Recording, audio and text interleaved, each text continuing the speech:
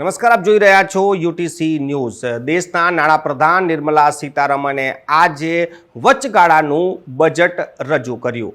મોદી સરકારના બીજા શાસનના અંતિમ બજેટ આ માનવામાં આવી રહ્યું છે અને આ બજેટમાં પણ ભવિષ્યને લઈને મોટી જાહેરાતો કરવામાં આવી છે। સૌથી વધારે કોઈ નિરાશ થયું હોય તો તે કરદાતાઓ છે।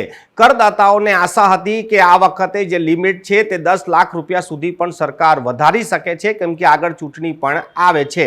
કરદાતાઓ જે સીધો ટેક્સ ભરે છે તેમાંથી તેઓ રાહતની માંગ ઘણા સમયથી કરી રહ્યા છે, પરંતુ આ વખતે પણ કરદાતાઓ નિરાશ થયા છે। પરંતુ દેશના વડાપ્રધાન નરેન્દ્ર મોદી આ બજેટને લઈને ખૂબ જ ખુશ છે અને આ બજેટને ભવિષ્યનું બજેટ ગણાવી રહ્યા છે।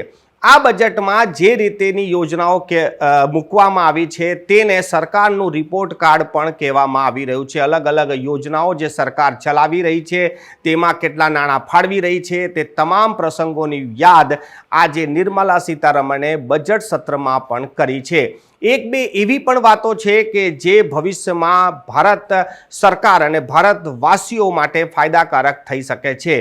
1 લાખ કરોડ રૂપિયાનું જે રોકાણ ટેક જે વિભાગમાં કરવામાં આવ્યું છે, એટલે કે ટેકનોલોજી વિભાગમાં રિસર્ચ માટે આપવામાં આવ્યું છે, તેને ચાઇનાને ટક્કર આપવા માટેનું આ નિર્ણય કહેવામાં આવી રહ્યું છે। જો 1 લાખ કરોડ રૂપિયા રિસર્ચ અને એ બી ખાસ કરીને ટેકનોલોજીમાં આપવામાં આવે તો એ ચાઇનાને સીધી ટક્કર ભારત આપી શકે છે તેવું જાણકારો હાલ કહી રહ્યા છે।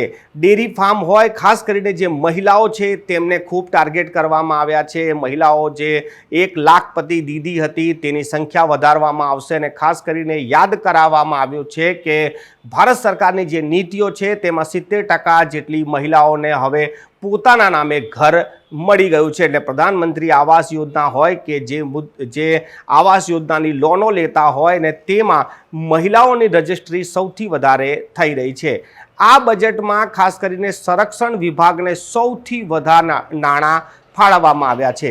રેલવે માટે પણ એક મહત્વની જાહેરાત કરવામાં આવી છે કે જે સામાન્ય બોગી છે તેને વંદે ભારત કોચની બોગીથી રિપ્લેસ કરવામાં આવશે, એટલે મોટી સંખ્યામાં કોચો પણ રિપ્લેસ થશે અને રેલ યાત્રા પણ સુગમ થશે। પરંતુ આ તમામ જે યોજનાઓ છે અને જે જાહેરાતો છે તેને સરકારનું રિપોર્ટ કાર્ડ તો કહી શકાય, પરંતુ આ બજેટમાં એમ પણ કંઈ મોટી જાહેરાતો થવાની ન હતી, કેમ કે આગળ ચૂંટણી આવે છે। પરંતુ જનતાને તો આશા હતી કે ચૂંટણીલક્ષી બજેટ થઈ જશે, બજેટમાં એવી કોઈ જાહેરાતો થશે કે જનતા ખુશ થઈ જશે। પરંતુ હવે ભારતની જનતાને જુલાઈ સુધીનો ઇંતજાર કરવો પડશે। મે બાદ જે નવી સરકાર બનશે તે નવી સરકાર આખા વર્ષનું સામાન્ય એટલે કે આમ બજેટ લઈને આવશે। આ બજેટમાં તો કરદાતાઓ નિરાશ થયા છે, પરંતુ વડાપ્રધાન નરેન્દ્ર મોદી થયા છે ખુશ। આ બજેટને લઈને તમને પણ કંઈ ખબર પડી હોય કે તમને શું લાભ થયો છે અને શું લાભ થઈ શકે છે તો કોમેન્ટ બોક્સમાં કોમેન્ટ જરૂરથી કરશો।